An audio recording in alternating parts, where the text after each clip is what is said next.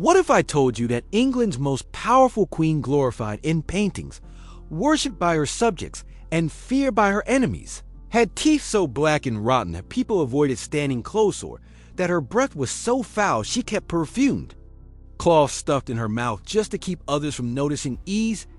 This is Queen Elizabeth I, the Virgin Queen, the Iron Monarch, and possibly one of the least hygienic rulers in history. In today's video, we're peeling back the silk and lace to uncover a side of royalty that history books often skip. We're revealing 5 of the most disturbing hygiene habits that Queen Elizabeth I practiced, some of which will leave you shocked and maybe a little queasy, from lead-filled makeup that slowly poisoned her to a diet so sweet it ruined her smile, to personal grooming choices that seem downright medieval. You're about to learn the untold truths behind the crown. But this isn't just about gross habits. These customs reflect the fears, beliefs, and medical ignorance of a very different time. And by the end of this video, you'll understand how even a queen living in luxury was still trapped by the limits of her age. So stay with us till the end, because the 5th habit is something you won't believe was considered royal beauty. Welcome to history, screen where the past comes alive one secret at a time. If you're fascinated by the weird and forgotten corners of history, make sure to subscribe and turn on notifications. Now let's begin. Queen Elizabeth I was famous for her intelligence, her power, and her smile. But behind that royal grin was a mouth full of pain and secrets. By the time she was in her 40s, Elizabeth's teeth were black, decayed, and rotting. Chronic toothaches followed her into old age, and worse, so did chronic bad breath. It was so bad people wrote about it. Foreign ambassadors and noble visitors would politely keep their distance, and in public appearances, Elizabeth was said to stuff perfume cloths in her mouth just to mask the odor. A scented handkerchief lightly bitten became one of her most private accessories. But how did it get so bad? Answer lies in her diet. Elizabeth was addicted to sweets.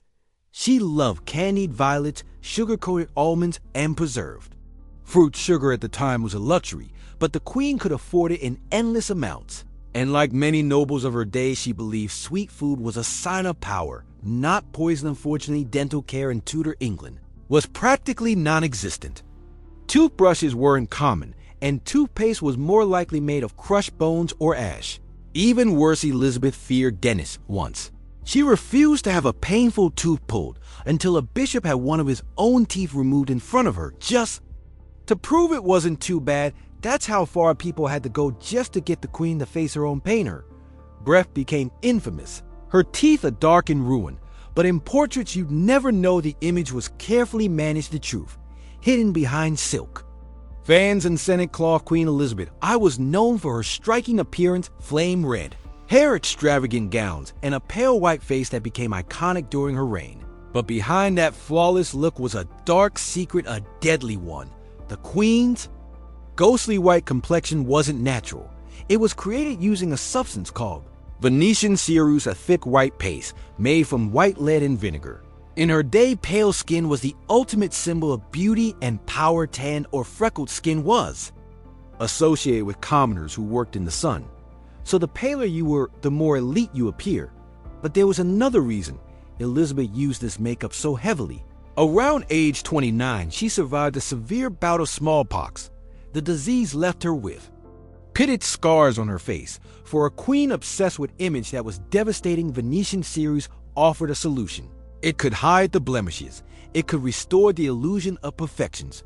So day after day, year after year, Elizabeth coated her face in this poisonous cream. It gave her that chalky, powdered look we now associate with her portraits. What no one realized at the time was just how dangerous it truly was. Lead is a neurotoxin. It damages the brain, kidneys, and nervous system. Prolonged exposure can cause headaches, fatigue, muscle paralysis, and in severe cases, madness and death. Some reports even describe Elizabeth's skin as cracking beneath the layers of makeup. She would patch it up with even more ceruse, layering poison over poison. The damage didn't stop at her skin. The lead seeped into her bloodstream. It caused her hair to thin, her teeth to blacken, and her physical health to deteriorate slowly. Toward the end of her life, observers noted she seemed confused, paranoid, And withdrawn historians now believe lead poisoning may have played a major role in this decline. She didn't only use serums on her face.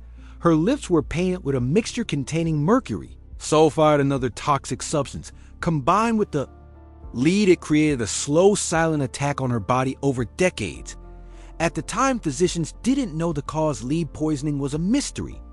And because Elizabeth was the queen, no one dared to suggest she stop using it. In fact, her influence helped spread.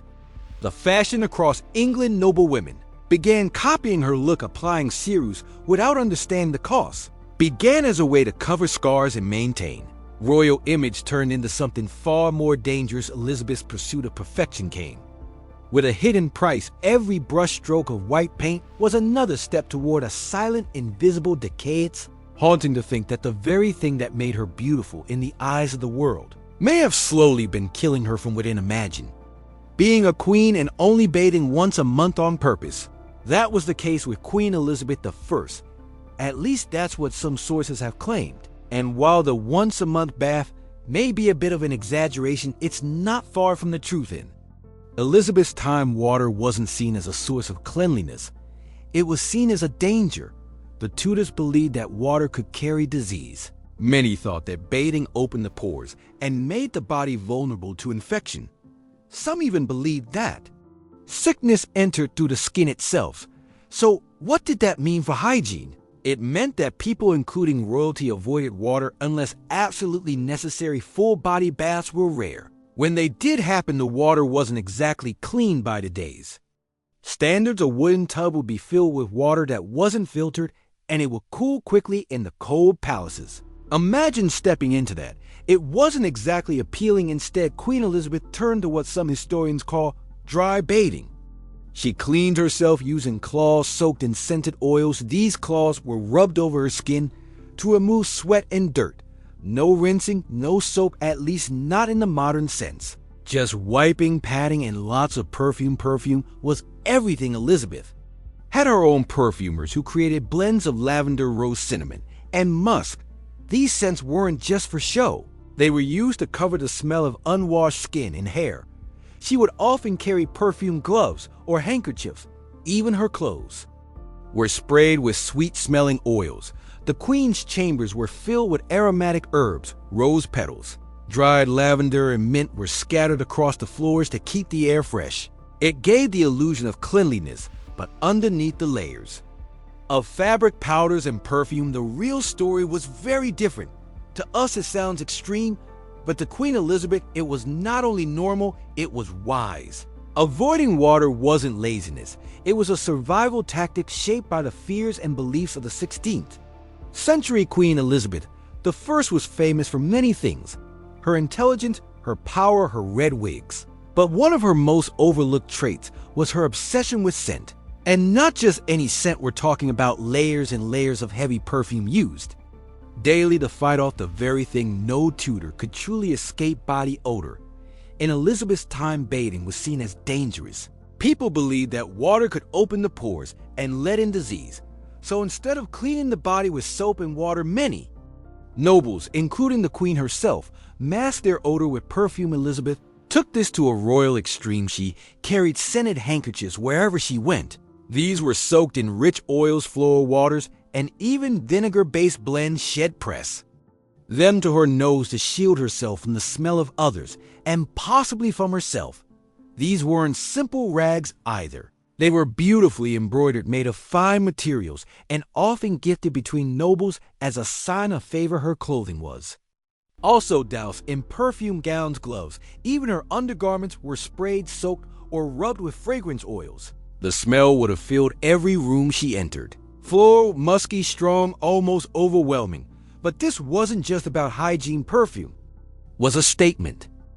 In a world where only the wealthy could afford imported oils, spices, and flower extracts, perfume became a symbol of power and status. The stronger and more exotic the scent, the more elite the wearer. Elizabeth's use of perfume reminded everyone of her place above them. Her scent, like her crown, set her apart. Some historians even suggest that her court developed a kind of scent hierarchy.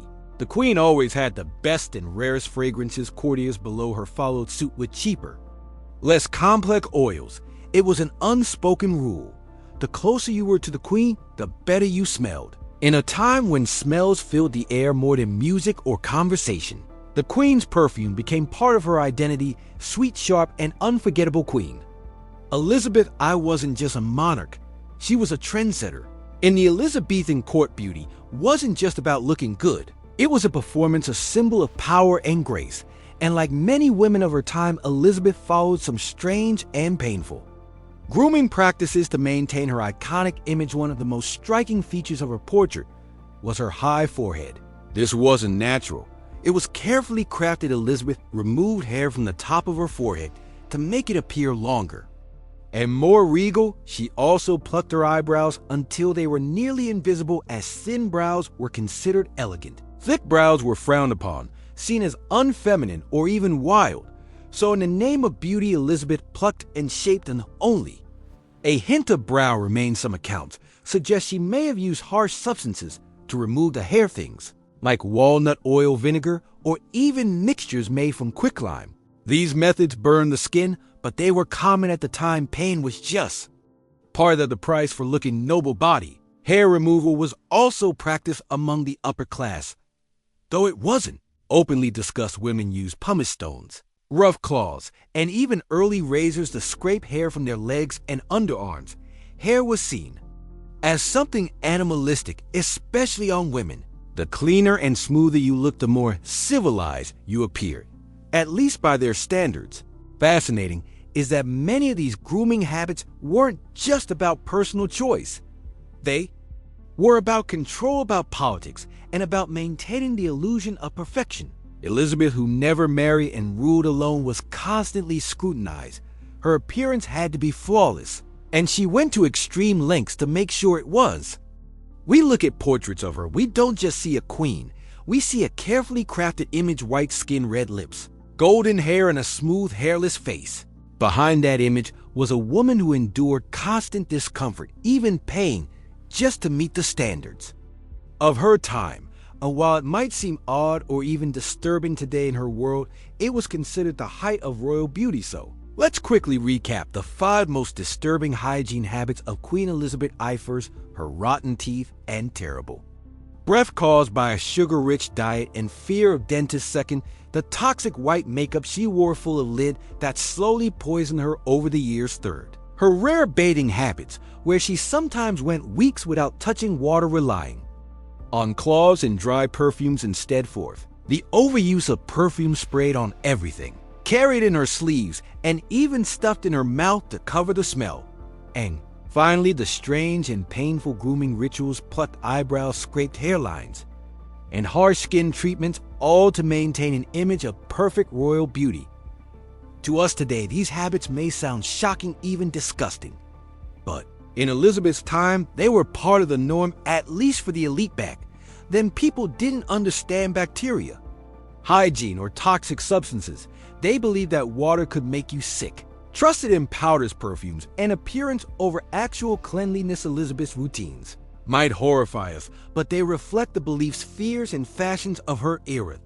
Show us that even the most powerful woman in the world wasn't free from the limitations of her time. She ruled a kingdom, but still followed rules set by superstition, ignorance, and social pressure. And that's what makes history so fascinating. It's not always clean, noble, or glamorous. Sometimes it's a little dirty. Literally, which of these 5 habits surprised you the most? Tell us in the comments. We'd love to know what shocked you. Thanks for watching. Don't forget to like, subscribe, and tap the bell so you never miss a forgotten story from the past. This is History Screen, where the truth is stranger than fiction.